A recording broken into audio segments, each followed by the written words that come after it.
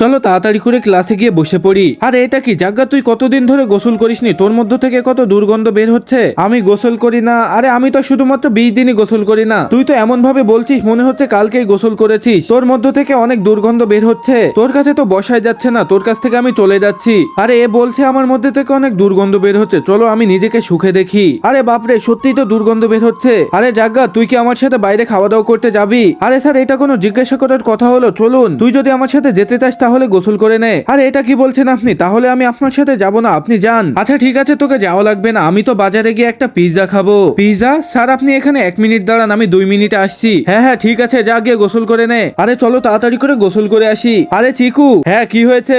আরে তুই স্যারকে দেখেছিস? কেন, তুই কি পিৎজা খেতে যাবি? হ্যাঁ, কিন্তু তুই কিভাবে জানলি? আচ্ছা তাহলে শোন। আরে স্যার, ওই জায়গা 20 দিন ধরে গোসল করে না, ওর মধ্যে থেকে অনেক দুর্গন্ধ বের হচ্ছে, আপনি ওকে কোনোভাবে গোসল করিয়ে দিন। ঠিক আছে, আমি যাচ্ছি এখনই ওকে গোসল করাতে। আরে এটা কি বলছিস? তাহলে তোরা আমাকে বোকা বানিয়ে গোসল করিয়ে নিলি। আর এটা আমার সাথে কি হয়ে গেল? আমি তো পিৎজাও খেতে পারলাম না।